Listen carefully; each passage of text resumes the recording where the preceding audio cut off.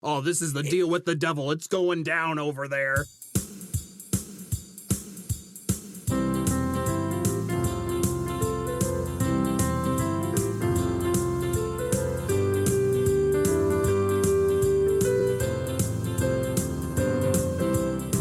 Well, hello and welcome back to No Script, an unscripted conversation about theater's best scripts. I am Jacob, I am here with Jackson, and we are excited to be back for the third week of our themed month, Halloween in April. Yes, Halloween in April. It's been a fun time getting to start this surely long-going now tradition that will spark as a result of our efforts of observing It's a this society-wide movement that we are starting, and we're going to be on the Wikipedia page for it someday. Someday. I can see it. Yep, we will be editing that Wikipedia page to put ourselves on it, but that's Don't still put that out there. There's no reason to say that. Let's just let it happen and enjoy the fame. Enjoy the thing. Well, excited to enjoy another spooky script today. This one is a fun one. Exciting to kind of jump into it today. It's like spooky adjacent. But certainly a spooky character is there. Yeah, using like spooky material to do something not spooky. That's what I would say about Witch. Yep, about something that maybe is truly scary. That's talk about real horror. Yeah, real horror. It's like too real horror. Today we're talking about Witch by Jen Silverman. Witch is a play that if you're around a theater community, you've probably heard of. It has been sweeping the nation since it was commissioned and came out and had its world premiere in 2018. Jen Silverman is a playwright we love. We've covered Jen Silverman plays several times on this podcast. She is making a name as one of the premier playwrights in America right now. The Roommates Broadway run, of course, is a whole part of that. And so really excited always to talk about and to read another Jen Silverman script. But Witch especially has just gotten so much buzz. It's been very popular in college theater communities, which is obviously a major community that I'm part of, but then also has been done at regional professional houses really all over the country. And it's a fascinating script. I was delighted to be able to finally pick it up and sort of see what all the fuss was about, quote unquote.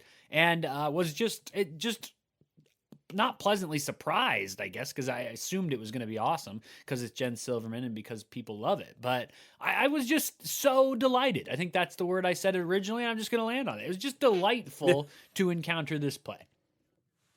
Yeah, absolutely. This play is it's a good read. I imagine it's a really fun watch.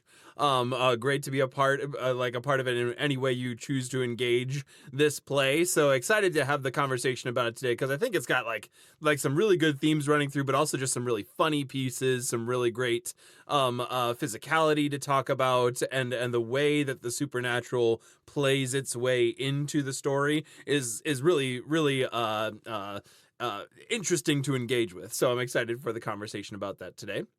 Before we jump into it, though, I do want to take just a second and say thank you to all of our patrons over at patreon.com/NoScriptPodcast for being patrons of the show. Thank you all so much. Y'all rock. You make things like themed month and special guest episodes possible, and we are very, very grateful to all of you for being patrons of the show. If you're looking for a way to help out the show or just get involved in the show in another way, maybe you're a longtime listener or a new listener liking what you're hearing in this Halloween in April spooky month, and you want to find a way to get involved with the show, patreon.com/NoScriptPodcast is a great way to do it. You can find a number of different tiers of patronship over there, the lowest one being just $1, $12 over the course of the year. So if you are looking for a way to be a part of the show, be a part of what's going on at No Script, access to patron-only posts, all sorts of good things, you can head on over to patreon.com/NoScriptPodcast. Thank you to everyone who's already decided to do so, and we will see you over there. And now, back to the script. Here we go.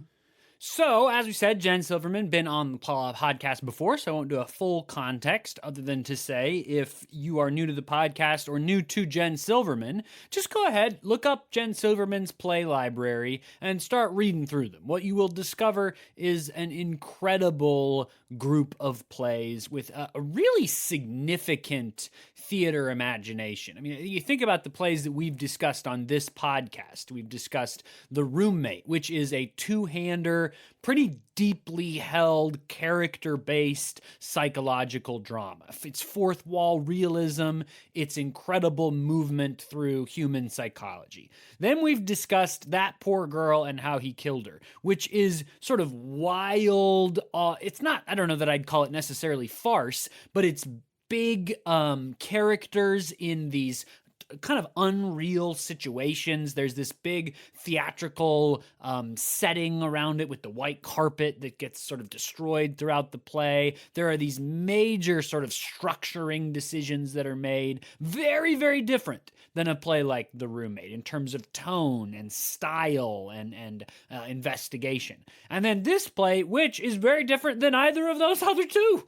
I mean, this is a historical-ish piece. It is simultaneously has some of the deep character kind of psychology of The Roommate with some of the wilder, more fanciful imagination of a play like That Poor Girl and How He Killed Her. I mean, just the scope of Jen Silverman plays is just wildly impressive. And so it's always great to come back to Jen and be able to talk about what she has going on.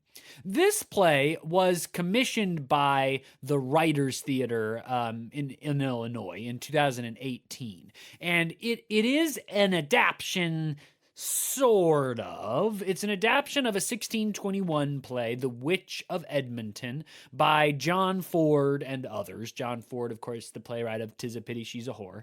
And it's billed, I'm looking at the Wikipedia page where there is an old title page for the script from they say a 1658 printed edition. Looks something like a poster and a title page put together. And it's billed as a tragicomedy.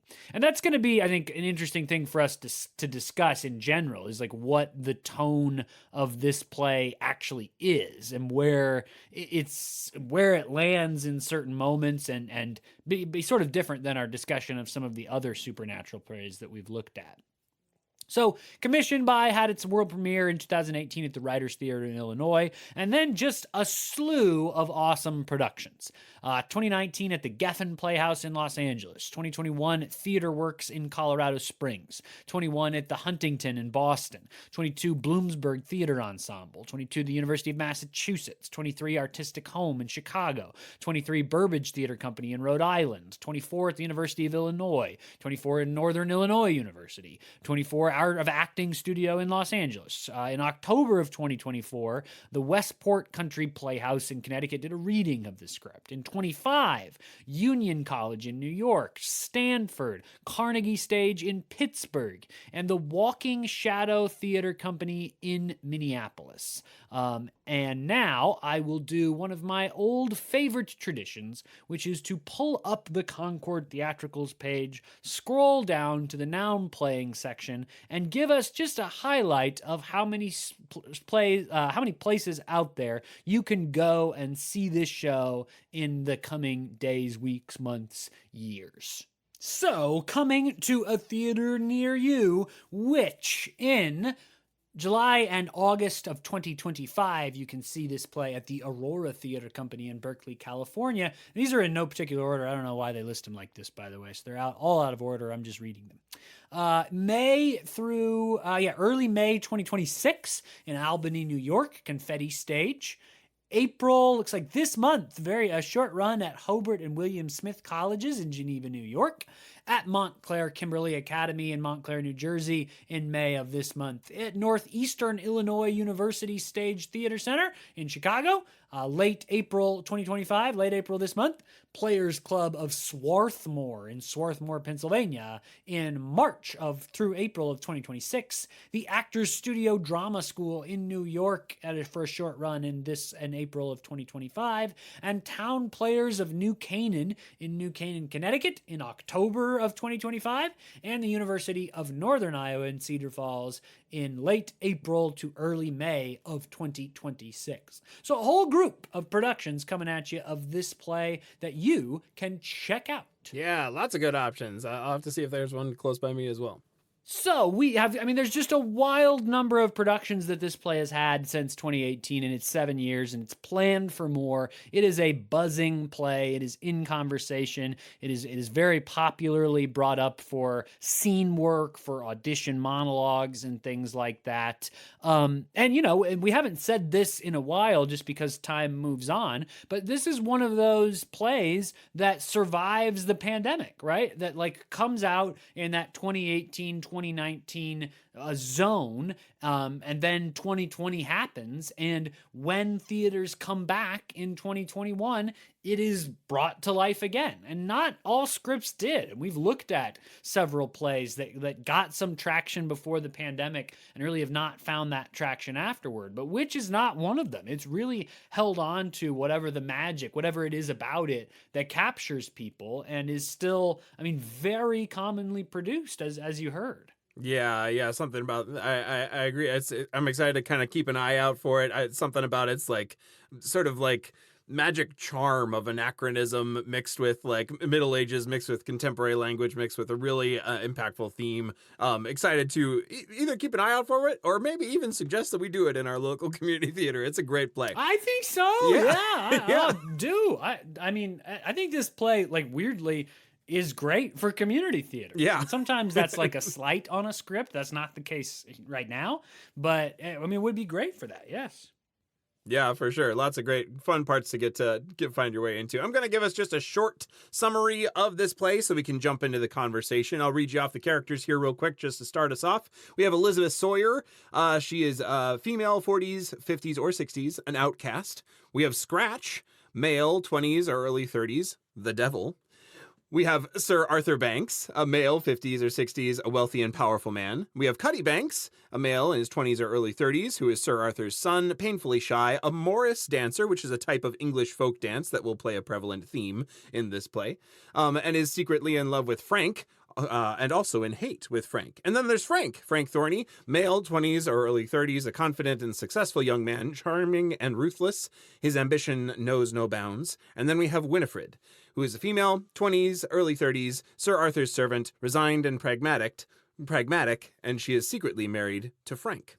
Now, this play takes place in the village of Edmonton, which is a semi-rural town lost in the country, and it takes place in a time that the script calls then-ish, but equally in our moment. No faux period accents, please, is the description for the time. Now, that time that is then-ish is likely that 1600s window when that kind of source script, The Witch of Edmonton, was made. The play certainly carries some of that feudal system era, lords of the land, etc. Language is used, and so it certainly has that. If you look up any sort of pictures of the play, it definitely kind of has that sort of like late Middle Ages sort of feel to the time of it.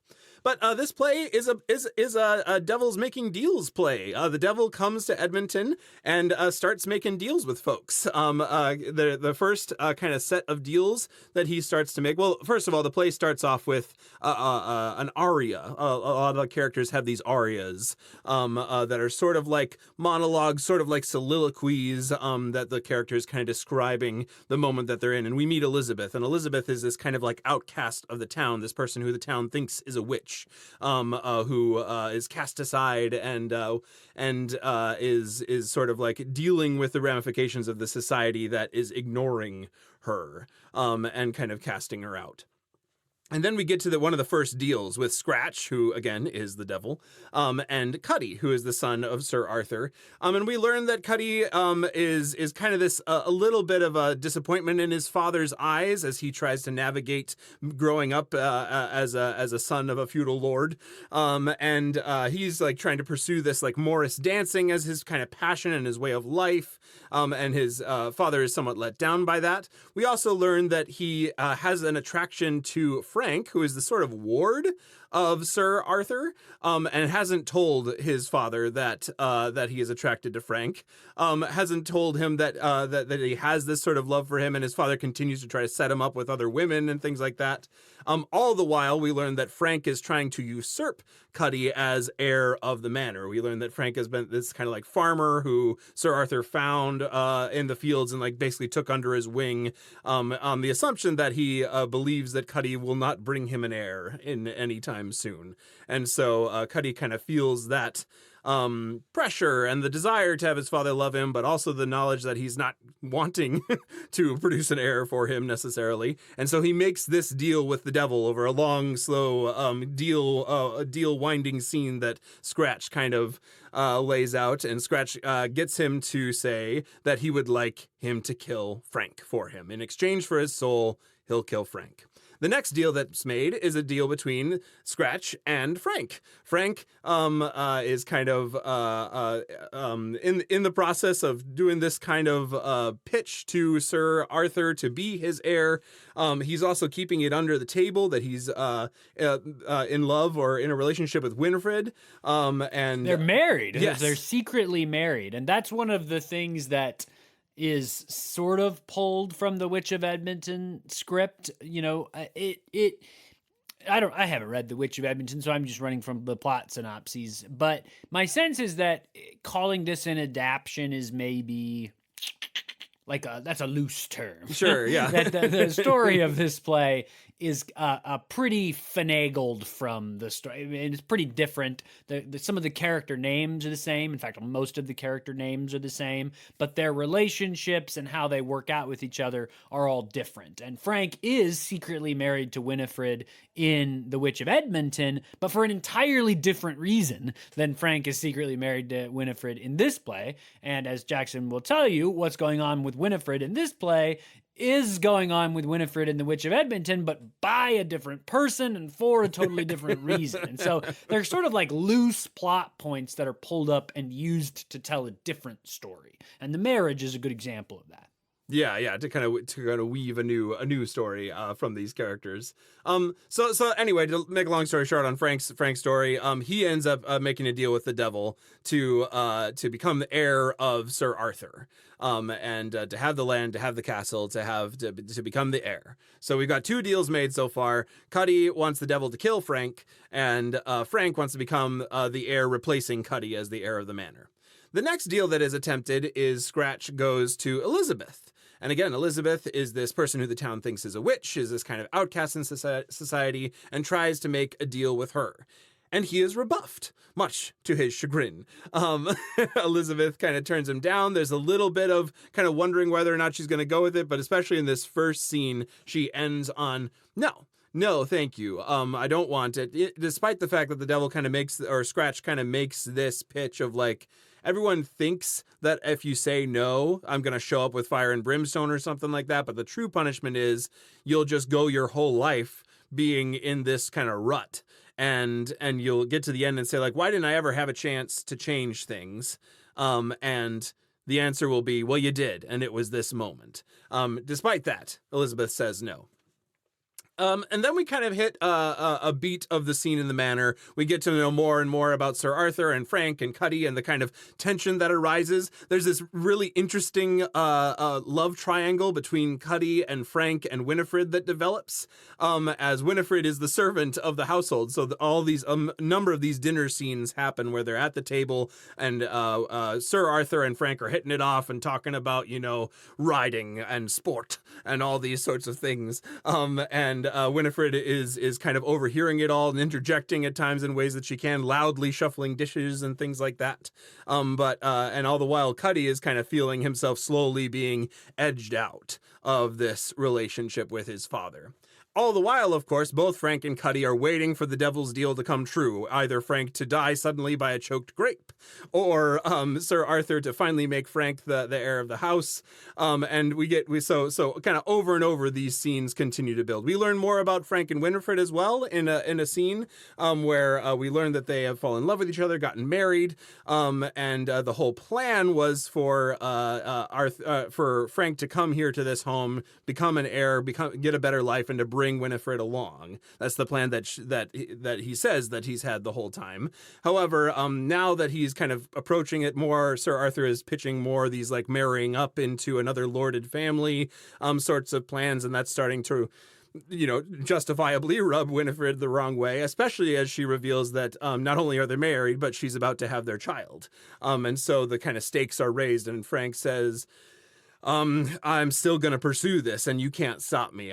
This is sort of his, like, I've known for forever that this is what's in line for me and I'm going to push for it no matter what. So that continues to boil, and there's a number of scenes at the dinner table that sort of build and boil over. In the meantime, though, there's scenes that continue with Elizabeth and Scratch.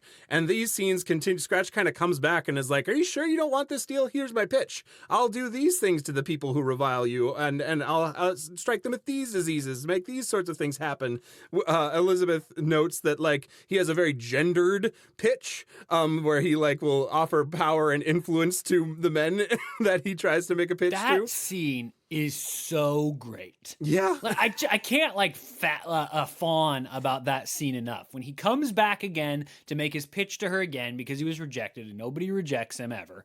And he comes back and he keeps trying to pitch her. And eventually she says something to the degree of like, well, the punishments that you're suggesting are sort of juvenile. How about just like straight up slaughter? And he's like, well, slaughter is a little bit of an advanced. And she says, oh, by advanced, do you mean that you only pitch it to the men? And then she goes on to sort of force him to give her the pitch that he gives to men. And the great thing about it is we've seen him give that pitch to 2 men. So we know that's true, that the pitch he gives her about power, about status, about what she can have in the world is in fact the pitch that he's given to the other 2 men. And so at least to me in my reading of it, it was like simultaneously challenging to me. Like, did I realize that it was sort of a gendered pitch before this moment where he clearly gives her the same pitch that he gave to the other 2 men? And then it's so just like a twist on the old, like, devil sell your soul relationship that, like, the devil might be sexist in the kinds of pitches. I mean, it's just great. Yeah, absolutely. It's a great twist on that. We also get a twist on, like, this is not the devil, but in fact, this is Scratch, who is sort of like a junior salesperson within the Devil Corporation. And he's kind of like relatively new to this job, in like the 100 years sort of relatively new or something like that. So more and more this conversation continues between Elizabeth and Scratch, and they kind of form like a genuine friendship, maybe attraction to each other. And this like kind of continued conversation goes on for multiple scenes. We go back and forth between the manor and here a couple times as the plot thickens at the manor, with more and more bonds being kind of thrown around Frank, and the kind of closeness of Cuddy and Frank is negotiated. Cuddy kind of continues to have these feelings for Frank as he much as he fights him, he also loves him, or is attracted to him certainly, and that kind of builds and builds, and we get more and more attraction from Scratch and Elizabeth. They begin having conversations that are off the clock, over and over, and very late at night. Yes, very late at night, kind of a nightcap sort of situation, and they continue to have these conversations. Eventually, to make a long story short so we can get to the conversation, the pot boils over at the manor. Eventually, Arthur, kind of in his aria, talks to his long-dead wife, talking about some of his reservations about Cuddy and the way that things are likely lining up for them. And so he finally makes the decision to choose Frank as his heir. And he's already made the deal to have him marry someone else. He says it in the room with Winifred. All the tempers start to boil over. Says it in the room with Cuddy. Says that you're no longer the heir. Don't worry, you'll still be my son, but you're no longer the heir. Frank is the heir. He walks out. Cuddy and Frank have... And it does seem like, to me at least, just to sort of offer a thought there, that it could be played or read as like fairly cruel. Obviously it's a really hard thing to do, but we've seen some scenes with Sir Arthur, especially the private aria moment, where he does seem like he's genuinely struggling with this. And my sense in that scene where he finally tells Cuddy, like, you're off the hook, is that there is like a genuine care there. That's like, clearly this is not what you want for your life. It would require you to like act like a heterosexual man and live your life that way. And without using so many words, he essentially says, now you can live your life however you want to, without any of that pressure. And it does feel like, and I haven't seen it performed, so it would depend on the actor and the direction and stuff, but that there's a possibility for that to be like a genuine, meaningful thing from the father. Like, you can do whatever will make you happy now.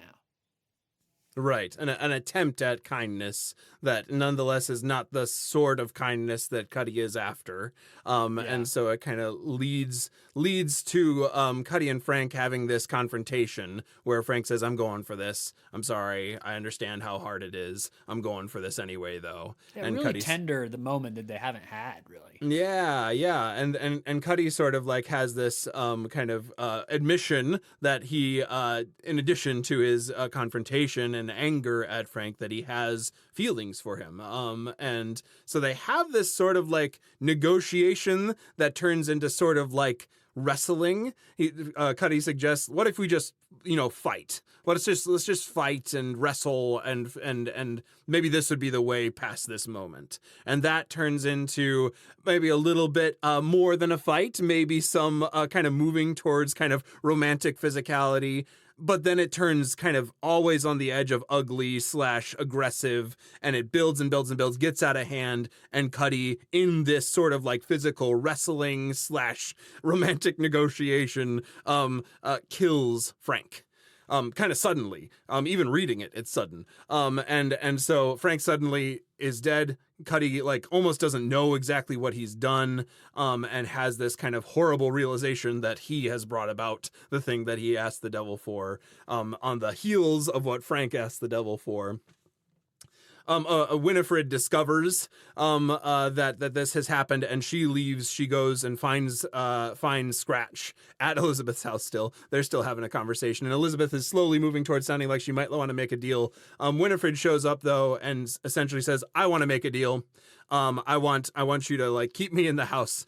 Keep my daughter in the house, or my child in the house. I want to have a daughter. I want kind of the stability after this event, and you can have my soul, I guess, whatever. We get the shocking revelation at this point that Scratch has kind of forgotten to file the paperwork on Frank and Cuddy's deal, and that nothing that has transpired was anything to do with Scratch's machinations necessarily, or him falling through on the deal. And so there's kind of the realization of that. There's some talk between Elizabeth and Winifred about what sort of like what's the deal you want to make. Elizabeth has this like, what if you had some like imagination of a new world that could be as a result of your deal. And Winifred is like, I don't necessarily like, I just need to live in this one. I need to get through in this one. And so those are the deals that are made. At the end of it, we get this kind of like a last moment between Elizabeth and Scratch, where Elizabeth finally says, "You know what? I'll make you a deal. I'll make you a deal for my soul if you wipe this whole slate clean. This whole system that has been developed, that this whole society that is broken. I'll give you my soul if you just completely destroy the world. Essentially, I want a clean slate. I want it all to be wiped out." Just to read that, it's just so beautifully written that I just want to read a little stretch of it while we're right here. She's trying to convince Scratch that because Scratch has sort of fallen for her and maybe doesn't really want to take her soul anymore. So it's a great reversal of their situation from earlier. Now Elizabeth has to sort of convince him to do it. And so she's describing how she wants him to tear down the world and rebuild it. She says, "You've seen civilizations the world over. You've seen how they rise, how they fall. This one is done. You can see that, can't you? We're caught in the web of a thing our parents built, our grandparents and the grandparents of our grandparents. And so we're building it now too. We don't know how to do anything other than keep building, even as the strands wrap tighter and tighter around our necks. We keep building. So there's no stopping, no changing, no way to escape then. So if there's no stopping, no changing, no way to escape, then you have to wipe the slate clean and start again." I mean, gosh, like that is a moving conclusion to the play. My goodness. Absolutely. And we end that scene, Scratch kind of confesses that he does love Elizabeth. And we kind of end it with, we don't know exactly what deal is made at the end of it. However, the play ends with this final scene with Scratch kind of before management and essentially saying, "Hey, Devil management." Yeah. It's essentially saying, man, I like really like value this position, etc., but I need a break. And I don't know that I really line up with this anymore. Sorry about the paperwork not getting filed on those two guys who just died, or at least the one guy who just died. And he's kind of confesses that he's struggling with being in this role and with trying to find a way forward in this role. He needs some time off. He can't sleep anymore. He says he has panic attacks as a result of kind of these doubts that he has. And he confesses the kind of last lines of the play is coming from scratch, right? The irony here is he finds it very hard to have hope anymore. And those earlier are kind of he called himself a merchant of hope. It's a great way that he describes like the work of the devils, right? It's like they sell hope to people. Yeah. So that was a bit of a longer walk through than normal, but a summary of the play for us to jump into. There's so many like great little moments that like highlight each of these things. This like deal with the devil though is a recurring theme for us within this Halloween in April. Yeah, and that's where I want to start too. I want to just say one last thing about the plot, which is that it seems to me that one of the things that she has carried over from The Witch of Edmonton is this kind of divided plot. Apparently, and again, I'm no expert on John Ford, but apparently in The Witch of Edmonton, the different stories of the different characters, and it has many more subplots than this play, are very separate. And it's one of the sort of strange characteristics of that play, is that there are these very separate stories going on that don't have a lot of crossover. And so as you may have heard from your synopsis, Jackson, and for the folks out there, that's what happens in this play. There's the story of the witch, of Elizabeth and Scratch and their sort of ongoing, romance, friendship, whatever. And then there's this other story of Sir Arthur and Cuddy and Frank and Winifred. And they really don't cross over at all until one scene near the very end where Winifred comes to visit Elizabeth because she thinks Scratch is there. And so it's a little bit like, it feels a little odd, I guess, at least to me reading it, is like these are very separate stories. They don't seem to have much to do with each other. And then you sort of learn, that's maybe one of the things that she's pulling from in terms of an adaptation.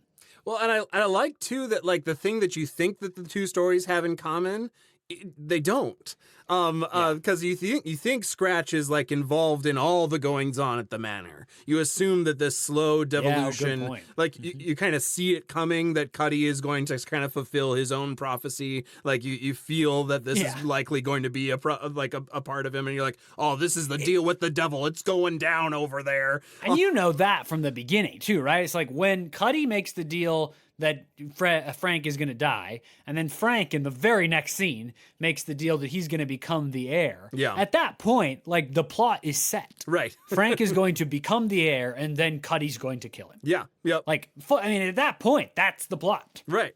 The fascinating thing, though, is that like you assume that's the plot because a deal has been struck with the devil. Yes. And the great reversal at the end is that had nothing to do with the events because he forgot to file the paperwork, and it has something to do with it. They've voiced it into the world. They've made a contract with the devil, so they're gonna like think that it's going on still. But I love that it's in fact, this is what the society is over here. Like, this isn't nefarious forces at work over here. This was in them all along. And the kind of like the takeaway at the end of like, well, actually, I haven't been affecting those events at all, is just such a cool reversal for that moment when the plots do cross over at the end of the play.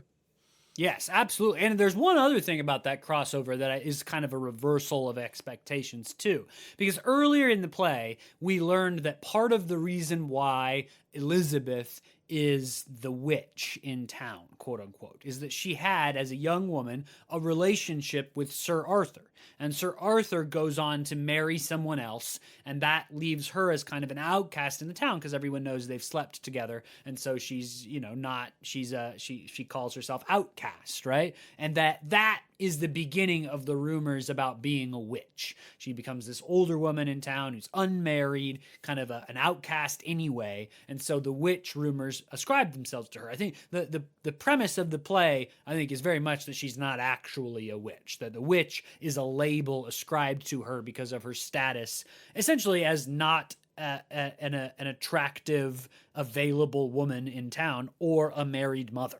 That without those two things, she is outcast from her society. So you have that, right? We learned that earlier in the play. Then, when Winifred comes in that scene at the second to last scene, I don't know what your experience was, Jackson. I think I expected that I knew what was going to happen. I knew why Winifred was coming there, and I sort of knew, based on what had been set up, what was going to happen. And that's encapsulated here, and I'm just going to read a couple of lines here. So Winifred has updated them on what's been going on. Apparently Elizabeth already knew she was pregnant. Scratch didn't have any idea at all. And then Winifred updates them that Frank is dead. Now Elizabeth says, "And here you are, unwed, disgraced." Winifred, "Oh, no, you don't." Elizabeth, "Excuse me?" Winifred, "You're looking at me and you're maybe enjoying a little pity. You're like, welcome to the land of the outcasts. But guess what? I'm not going to end up like you. That's what this guy is for." I mean, that called me out a little bit, because that's what I expected. Okay, Winifred is now going to fall into the same situation that Elizabeth found herself in. In fact, the overlap in their particular story is very, very clear. Yeah. The way that eventually you start to almost feel the cycle emerging when we get that revelation that Elizabeth was married to, or not married, was in love with Sir Arthur back in the day. And we're kind of watching a very similar situation happening between Frank and Winifred as Frank weighs whether or not to pursue these relationships that Sir Arthur is setting up. You feel the circle. You feel the cycle of events that we are sort of trained to think in these scenarios. And so that, again, I agree, when Winifred grabs that and switches it and says, no, I'm taking advantage of the tools that are available to me here, and I'm breaking that circle. And at the cost of my soul, okay. It's interesting, though, how she breaks the circle, right? And that's why I find the end of this play, I think, so moving and so arresting in what it's proposing about the world. Because you're right that Winifred comes to say, I'm going to break the circle, but not the way that Elizabeth wants her to. Yeah. By trying to create for herself a new story or a better situation or more rights or more respect or less, all of the things that these women experience at the hands of this, society, right? And instead, she's breaking the cycle by just continuing on doing what she was doing before. The cycle of becoming an outcast because she's unwed and pregnant, etc., is what she rejects, but it's by just going back to dust pictures at the palace and living her life in that way. And that is not what Elizabeth wants for her. And it is also it's not, it is a complicated thing to ask for. I mean, these are very different perspectives that the play it feels kind of out of the blue and a delightful surprise. These portraits of what it means to go on in a world that's so clearly unjust and unfair. Yeah, absolutely. And the kind of juxtaposition of Elizabeth's request right after that, I think, shows those two portraits, right? You do have Winifred say, I'm going to break this cycle of me getting kicked out and outcast by establishing some sort of stability in my story, a continuation of my story in this way that it's been. But then you have Elizabeth's attempt at making the deal, whether or not that deal ends up being made. And that is a full reimagining. This didn't work. Let's try it again. Let's break apart this patriarchal structure that we have over here and redo it. That's the cost of my soul. And I think so. Yeah, both of them in that last scene, you get both of those. I like that phrase, the portraits of these two engaging that circle breaking in two very different ways. Yeah, and I think it just lands for me. That's why I read that portion of Elizabeth's monologue earlier about the world that we've built. I mean, all along in this play, it's clearly speaking into now. I mean, that's what the work of adaptation does, right? I like to say that adaptation is the work of taking an old story and making us the intended audience for it. We're not the intended audience for The Witch of Edmonton. Even if you perform a great version of it, and maybe the director is aiming at us, the audience, the writing is not for us. And so the work of adaptation is taking writing or a story from an audience that's not us and making it for us. And so, I mean, Jen Silverman has clearly done that, and this play is clearly about our world. And that's, I want to be clear all throughout. The language, there's a great joke that Scratch makes early on about potlucks. I mean, there's very contemporary sort of pullings throughout the play. But when we get to those visions at the end, those different methodologies of dealing with an unjust world, that to me just lands this whole story back in our world so significantly. Our world, which is built on things that our parents and grandparents and their grandparents built, like Elizabeth said, that we feel stuck in these patterns. And like, what does it mean to find a way out of that? Is it, as Winifred and actually Scratch makes the case for, that's like, there's really nothing to do. All you can do is try to find the best happiness you can. And that's really our option, is to either be miserable or to find the best happiness we can. Or, as Elizabeth said, like, do we tear it all down? Do we find a way to blow the thing up and start over? Yeah. I really agree that like the target of the audience is so clear in this one, of that question, that moment that we're in. You feel the 2018 in this script for sure. Yeah, for sure. And all the, I think all those questions that all the characters, I love that like almost all the characters get a chance to ask this sort of very contemporary question by the use of the arias to kind of give us like even for a scene with like Sir Arthur, who kind of like serves the role as the power structure for a good chunk of the play, sort of this like unassailable power structure for most of the play. You get the aria with him where he's like kind of earnestly trying to find a way forward, talking to his dead wife, and trying to find a way forward for their son. So I think the way that this play gives each of the characters a swing at that theme of like, we're all in something that isn't working and we know it's not working. Let's find a way to change something. And some of that is like trying to make a deal for your soul. Some of that is trying to like change something up and figure out a new way forward. And all the characters get a swing at that.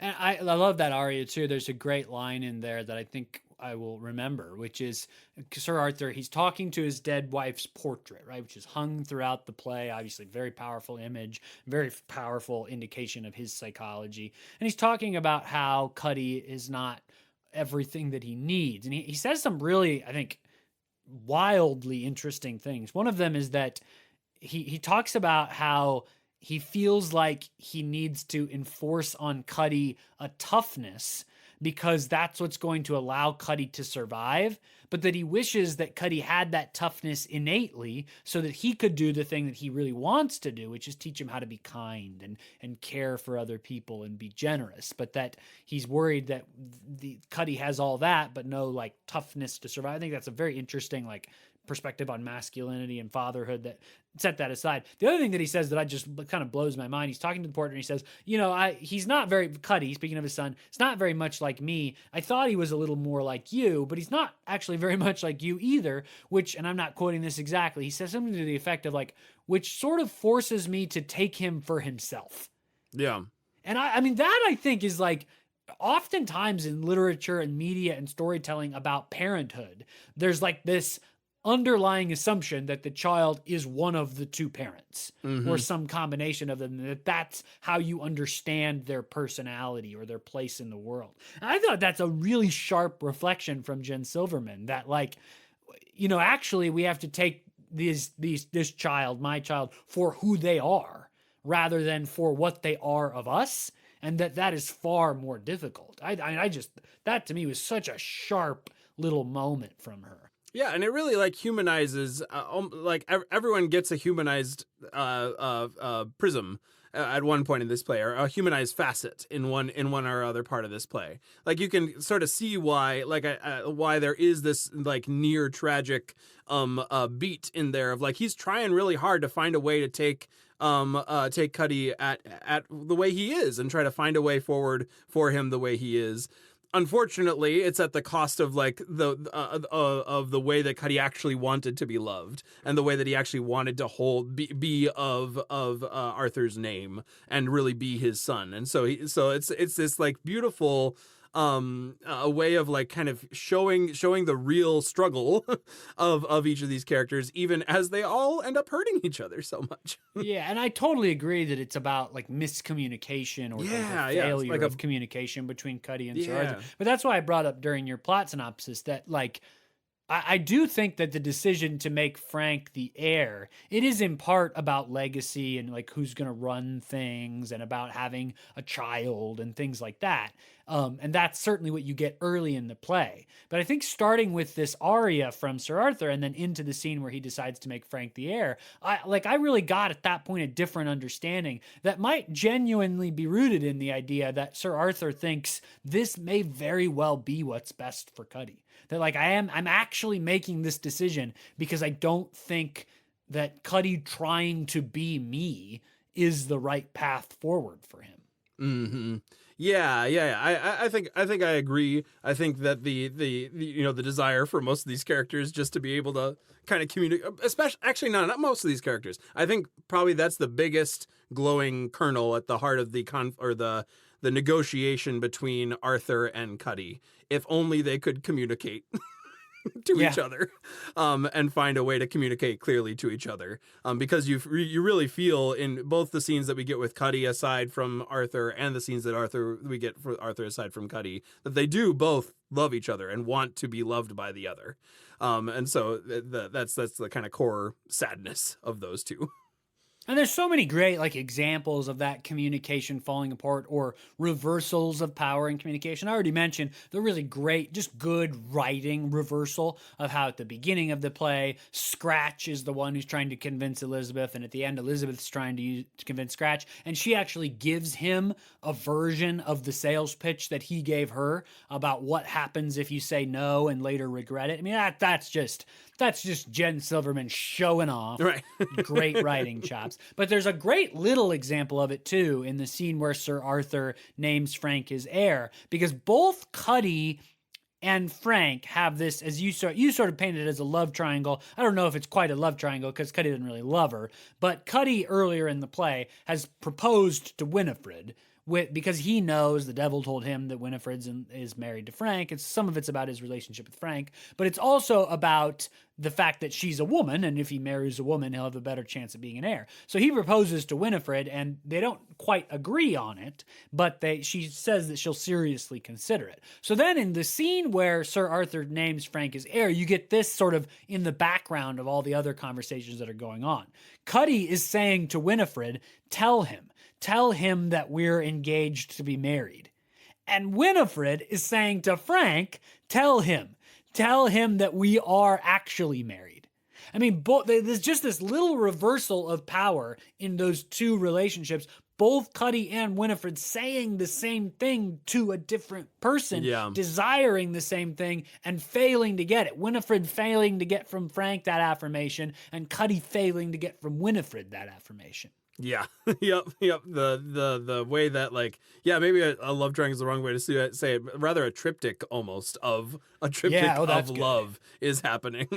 And like trying a triptych of power and relationship. Yeah, relationship. Right? There we go. That's love it. Is in fact, it doesn't Frank say, cuz I think Cuddy says like, do you love her after he's been named the heir and he's decided he's going to marry somebody else. Cuddy says something to the effect of like, well, do you actually love her? And Frank says yes, but I and I'm not quoting exactly, but he says something to the effect of, yes, but I don't think I realized how little that matters.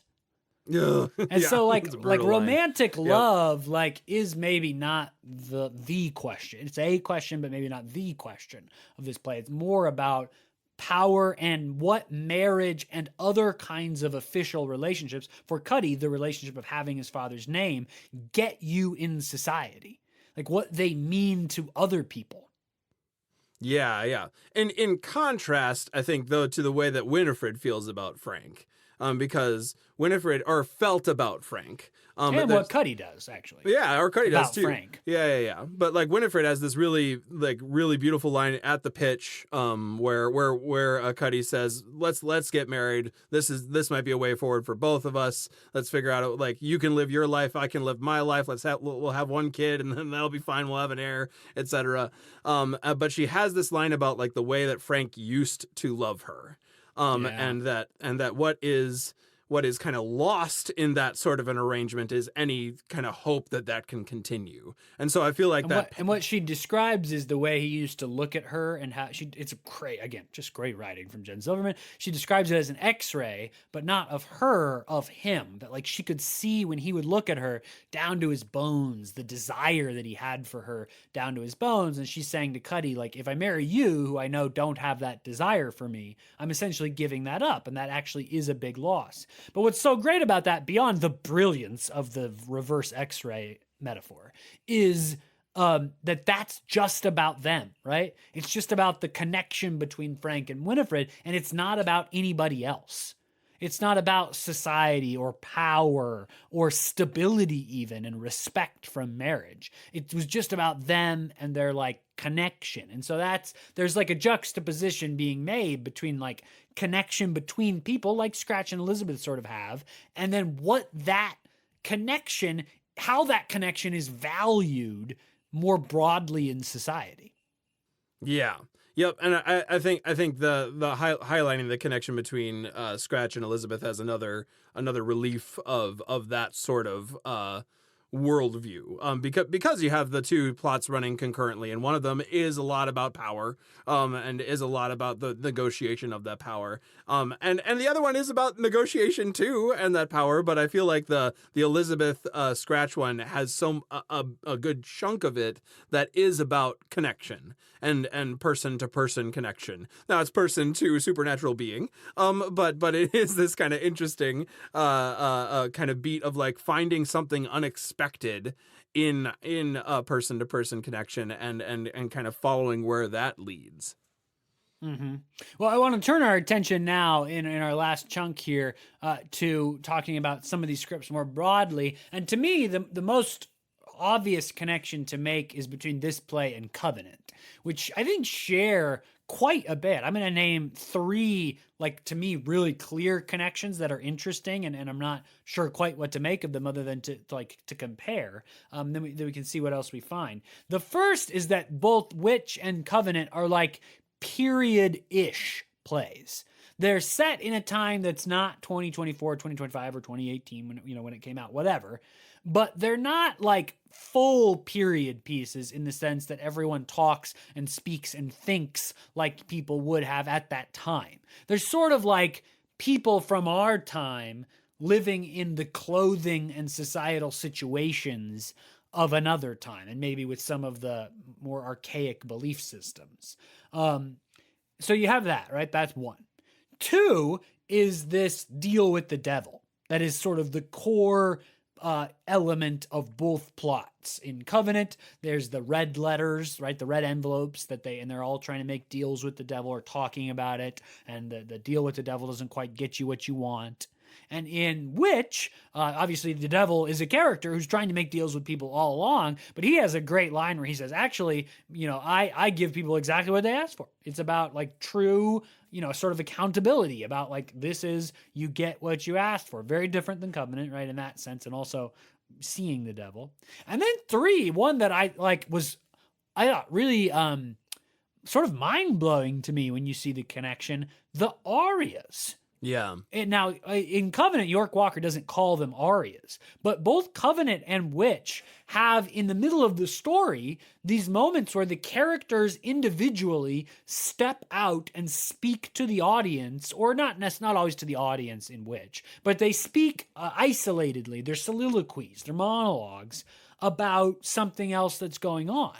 I mean, that to me, the deal with the devil, the arias, and the period-ishness make Witch and Covenant a very interesting pair of plays. Yeah, I agree. The resonance between them in those kind of like big pillars of the script are really kind of striking to draw out. Kind of the fun part of like getting to do a themed month is getting to have these sorts of conversations that kind of draw those sorts of similarities. The like, and I agree, the especially I think the aria and the sort of soliloquy monologues are really interesting to compare between these two plays, because I think that the way that the soliloquies function in Covenant is like significant revelations, a significant like plot-driven secrets are discussed in these stories that are shared in Covenant.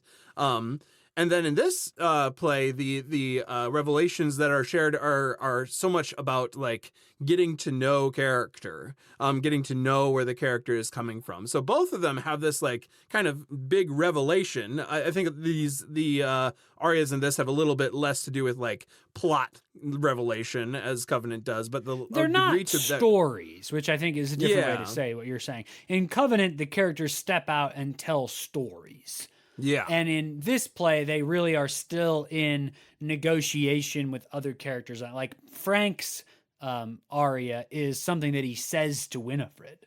A long monologue, but he's speaking to her. Sir Arthur's, he's talking to the painting. Elizabeth is talking to us. Cuddy's is a dance rather than a spoken aria. Mm-hmm. And Scratch's is like in conversation with an imagined like middle manager at his devil branch, I guess, right? Yeah. But they do have that indifference. I think I agree, definitely. Yeah, but still, in each of them, similarly, you find out something core about the characters that can kind of get to know the characters in an impactful way as a result of these asides or these moments of focus that are generated from those either monologues or soliloquies or arias or however you want to say them. Yes, agreed.